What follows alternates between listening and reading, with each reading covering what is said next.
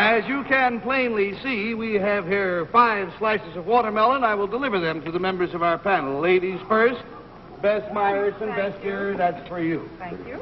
And for another lovely lady, we have here Miss Betsy Palmer. And magnificent gentleman, Mr. Henry Morgan. Henry, that's for you. And Bill Cullen, this is for you. This, of course, is pour moi. Excuse me.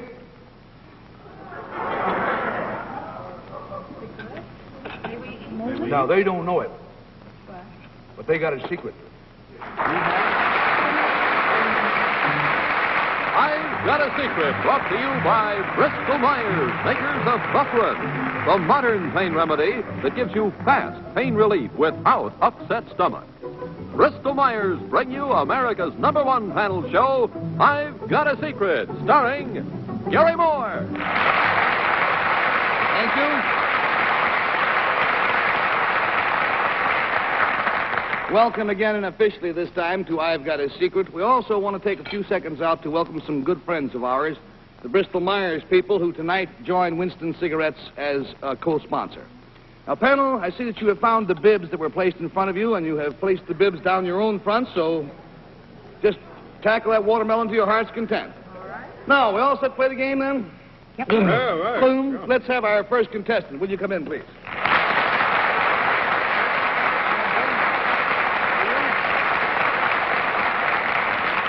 Now, gentlemen, we will ask you, please, to divulge your names and your place of residence.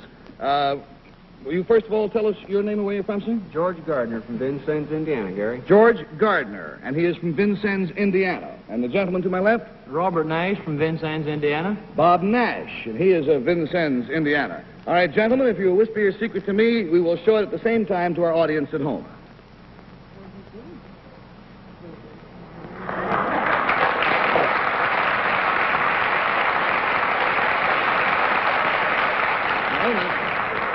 I understand the designation, but can you explain how come there are 2 of you? You start first, George. Huh? No? Bob, explain yourself, old man.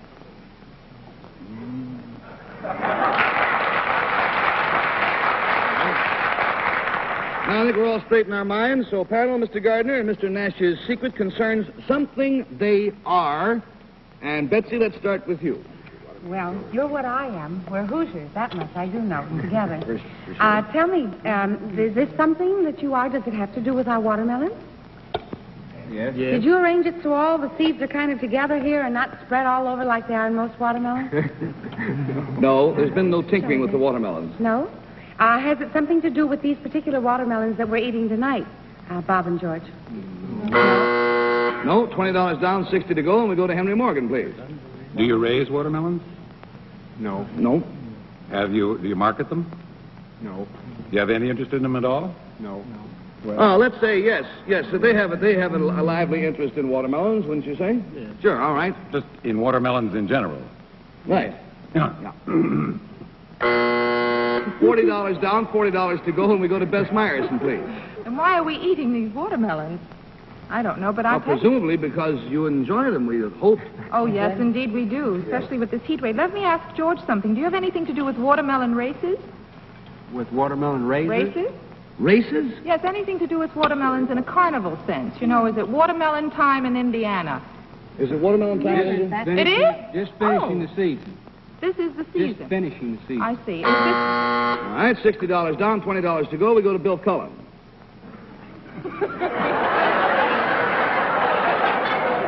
First of all, what's a watermelon race? You know, explain that to me, Bess. What is a watermelon race? Eating it, watermelons. You know, Watermelon eating race. Is this watermelon 300 years old? We had something like that once. You gave us something that was in a cask for That's right. 100 years. No, this is a fresh watermelon you're chawing on. Well, if your secret doesn't have anything to do with this watermelon, I'll ask you the same question before. Why are we eating this watermelon? On top of your mouth. That cannot be answered by yes or no, sir. Panel, you'll never guess it anyhow. Mr. George Gardner and Mr. Robert Nash have the rare distinction of being the world's champion watermelon seed spitters.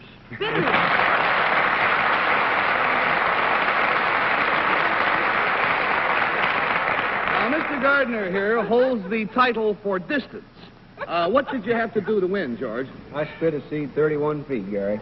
31 feet. Oh, is that carry and roll or? Carry and roll. Roll counts too. All right, now, Mr. Nash, you hold the title for marksmanship. Yes. What did you have to do? I spit 3 minutes. I spit 13 seeds in a can at 5 feet distance. Now, although they won the title at a state exhibition or competition, I refer to them as world champions simply because we've never heard of any other such competition of this sort anywhere before. So you can see they've never had to compete with any challenges from outside their own state. Until tonight.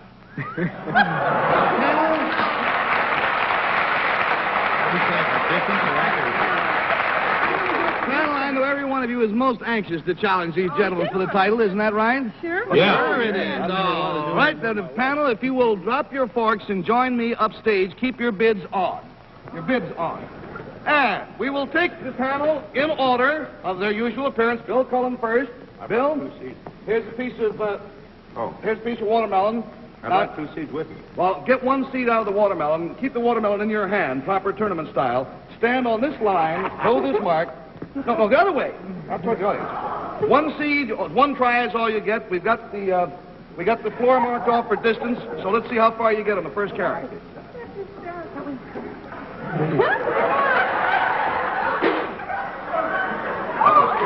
did it go?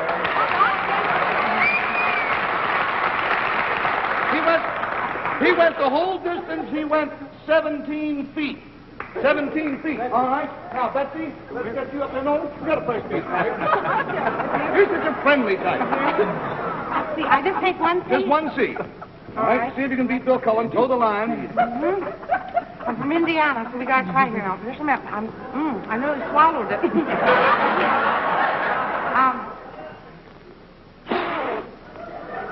It went over. Where did it go?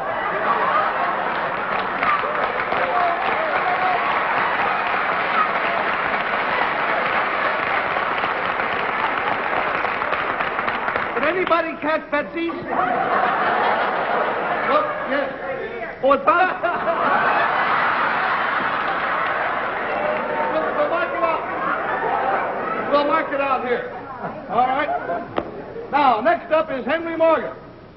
Henry Hot Lips Morgan. I think I should tell you that I'm an accuracy man, not a distance man. You'll get a chance at that. Come on, Henry. Don't laugh. Don't laugh, Henry. Oh, you brought your own seed. No, I'm using the champ seed you used, so get it back.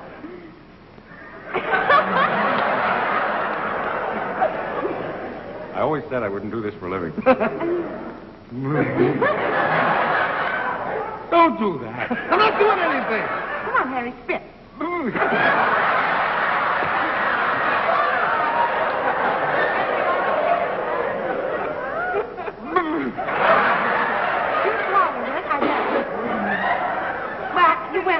Where did it go? It's about where Bill Take went. another spit. No, there it is. Oh, is he over there? Sit over here. Here it is over here. You got a distance, Henry, of 11.5 feet. Gee, that's embarrassing. Let's take it.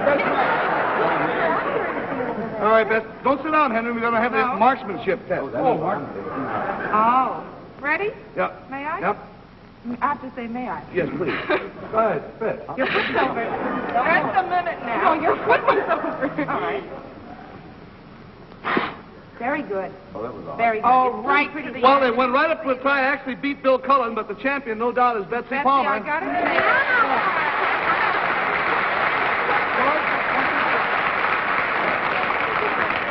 Well, we'll go right from him to... We won't have marksmanship for everybody. First 5 rows back up. It made it all the way out in the audience, didn't it?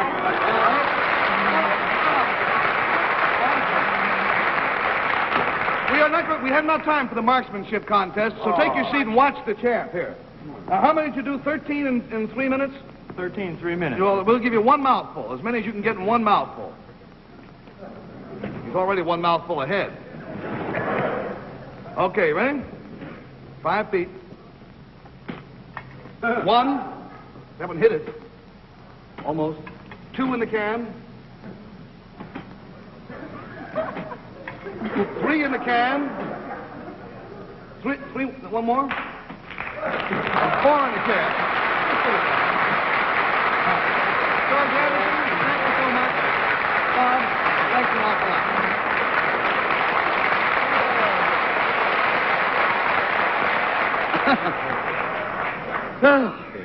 Aside from that, tonight is also a very special night on I've Got a Secret, because we are welcoming Bill. Don't get in the new client's way. Now, let's without further ado welcome our next contestant. Will you come in, please, sir?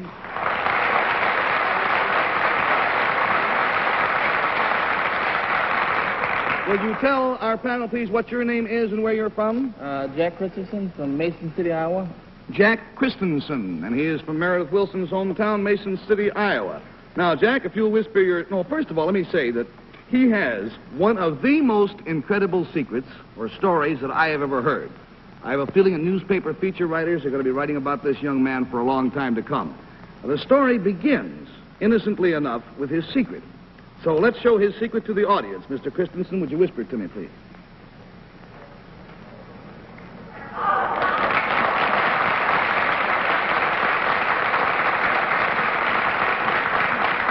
All right, now let's show the picture to the audience. Here's the picture. Okay? All right.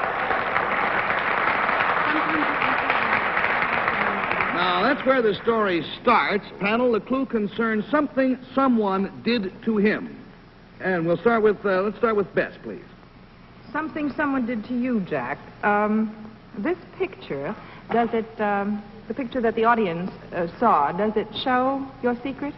In other words, something being done to you. Was it a physical thing that was done to you? Yes. Physical thing, yes. Was it done recently? Yes. Within the last week? Within the last week? Yes. Just barely. All right, $20 down, $60 to go. We go to Bill Cullen, please. Jack, you look like an athlete. Are you? Yes. But it's immaterial. Oh, it didn't happen in a contest or anything like that? No. Was this thing done to you by one other person? Yes, it was. Of the same gender? Yes? Yes, believe me. Say yes. Yes. $20 down, $40 to go, and we go to Betsy Palmer, please. Was this done to you by someone that was not an American? Yes. Could have been Mr. Khrushchev. Yes. Oh, what did he do to him? I don't know. Well, we'll see if Henry knows or not. $60 are gone, $20 remain. Henry Morgan. Did he pat your stomach? Yes, he did.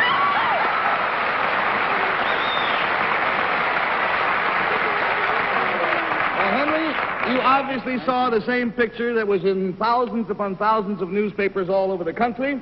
This is a picture right up. Old crap. Be right back. I've got them all out of order. Oh, don't go away. All right, here's with a little luck, this is the picture, yes. That was syndicated and sent all over the country. Remember that one? Now, as I said, that's only the beginning of Mr. Christensen's story. This is only one of several hundred pictures taken of Khrushchev and Mr. Christensen together. Now, here's another showing them side by side as they inspect several Iowa farms. See? Side by side. Father and son almost. Do you know it in the picture? Same general build. Now, they also had lunch together. Jack showed Mr. Khrushchev how to pose for an interesting picture. He held up a little girl for Khrushchev to kiss. And here on the cover of Life magazine, Jack had just handed Mr. Khrushchev the ear of corn, which he so beamingly displays here. Now, Jack, you were not Mr. Khrushchev's host, were you? No, I wasn't. Mr. Roy Garst was his official host. Did you know him? No, I didn't. Or were you one of the 1,000 security police surrounding Mr. Khrushchev that day? No, I wasn't. Well, the only people there were some 350 reporters and some farm hands. Were you one of these? No, I wasn't. Well, Jack, you were with Mr. Khrushchev about 7 hours, right? Yes. How did you happen to get there? Well, I just wanted to see what he looked like. You just walked in? That's right. He just walked in? Well, up until now, I had thought that One-Eyed Connolly was the greatest gatecrasher of all time, but I think we got the new champ here. Did you plan to spend this time with Mr. Khrushchev? No, I didn't. Well, you had driven out to the farm hoping just to get a look at him, is that right? Look at him, yeah. So what happened? Well, I got there, and I hated to leave after I got there, and they was talking about having dinner, so I thought I'd just well stay.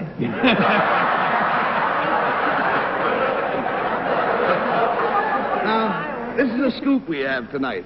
What what amazes me is that newspapers have been printing pictures like this one here and like one where he had picked up the little girl. Here he is. He picked up a little girl. See Jack stand right behind Mr. Khrushchev there. He picked up the little girl and given it to Khrushchev, see? And many others. Newspapers have been printing them, and nobody has ever questioned to say, who is the fella in the white T-shirt? They're finding it out right now, tonight, for the first time on this show. And you'll be able to read about it for the first time in this issue of Life magazine, which is this week's issue. Now, it's a funny story. Incidentally, the funniest part of the story to me is that with close to 1,500 security people and reporters there, they only allowed 7 people to accompany Khrushchev into the cattle pen. Who you think 1 of 7 was? It was our boy!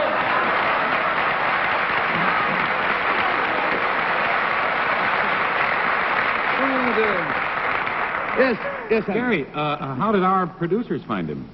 Through Life magazine. Life put us onto the story. And he put Life onto the story. He called Life up and they looked back in all the files, and sure enough, every picture they looked at, there's Khrushchev's old buddy Jack. So, Jack, it's been a joy having you with us. Here is your box of Bristol Myers products. Here is the $80 you have won, and I do hope that you will leave us the address of your penitentiary because we would like to, it's all there. Thanks for meeting us.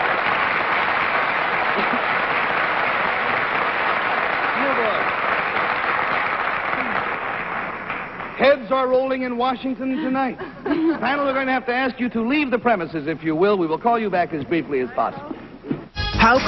Hi, and welcome back. Now it's time for us to meet our special guest for tonight, the bearded genius of Columbia Records, a man who has millions of people singing along with him. Here is Mitch Miller. Good to see you, friend. Good to see you. Oh, you were sensational last night. Oh, thanks. The reviews were very nice this morning. Can you tell us about your secret, Mitch? Yes, Gary. I'm here to correct an injustice that has been perpetrated by the entire recording industry. Gracious, tell me about it. Well, practically everybody in this business is making records, especially in show business. You have made one, Bill has made one, Best has made one, Henry has made one. All have made records except Betsy Palmer. Hey, that's right. That's a tremendous oversight, Mitch. Exactly, and I think that Betsy Palmer should make a recording, say, of a dramatic reading.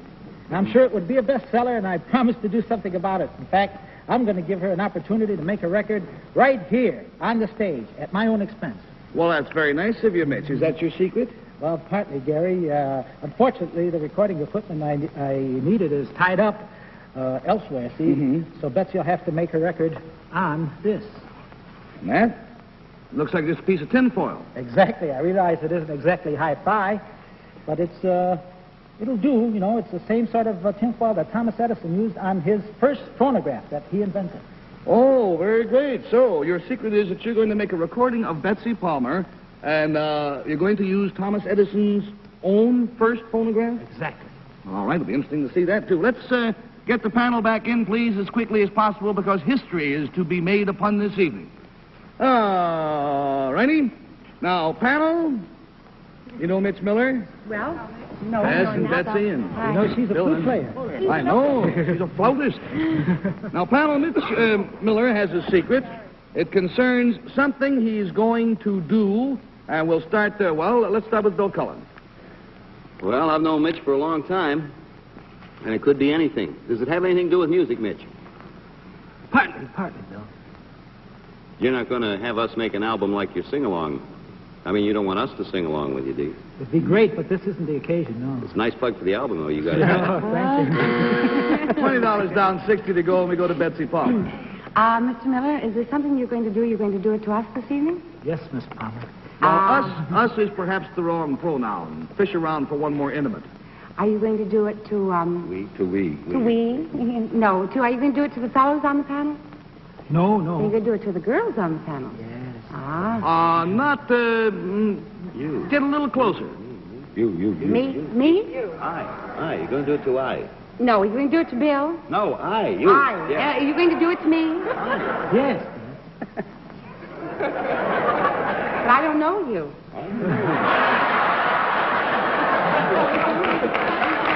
We know before it's over. All right, there's $40 down and 40 to go, and we go to Henry Morgan, please. Tell you the truth, I know both of them, and you're right.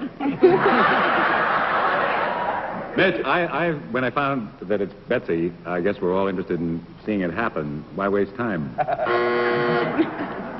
$60 down, 20 to go. Bess, have you got any ideas as to what Mitch is going to do? Well, Betsy sang so beautifully on the show one week. Maybe you're going to have her sing. No? Is she going to perform on an instrument, perhaps? No. And is she going to do anything musical? No. No. Panel, you were getting close. Mitch Miller discovered that everyone on our show has an album on the market. All of us except poor Betsy. Yes. So, Betsy, tonight Mitch is going to give you your big chance. He's offered to personally produce a record here and now of you doing a dramatic reading. Now, originally Mitch intended to do this on hi-fi, but he ran into a snag in getting the proper equipment that he wanted, but we didn't let that stop us. You're going to make your very first record on... Well, open the curtains, please. Thomas Edison's very first phonograph.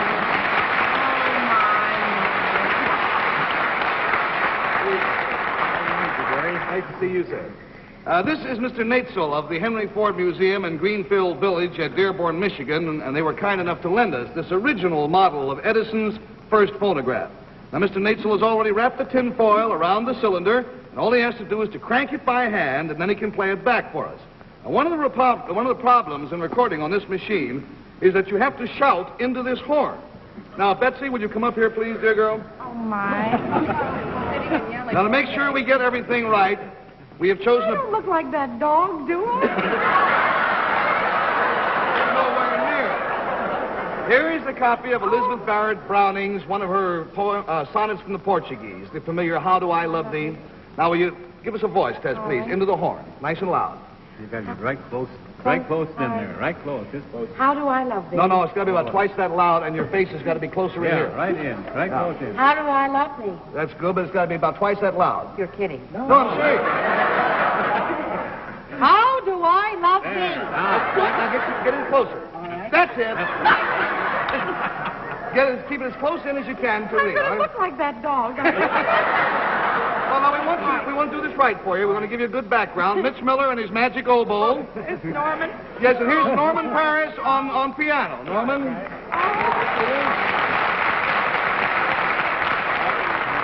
Now, gentlemen, you start the accompaniment. Betsy, remember, face as close as you can get it and as loud as you can go. I'm sorry, I didn't make a record now. Start, gentlemen. Sit down. That's it. Okay. How do I love thee? Well, let me count the ways.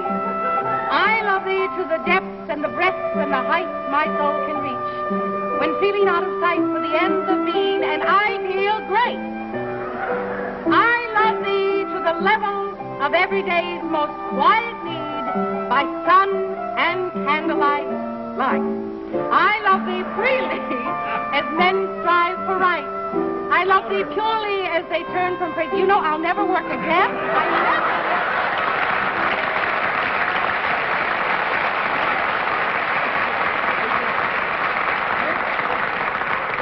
Now we've gotten started on our first album. We have a small. Is this going to be offered to the public?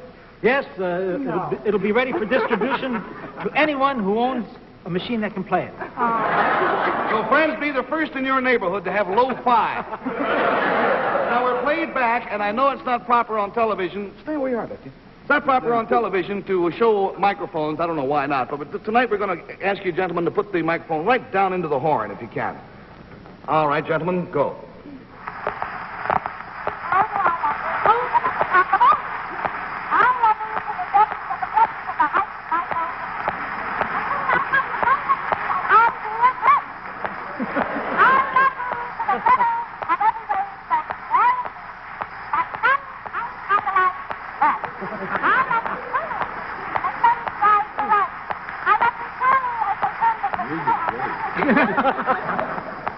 And there it is.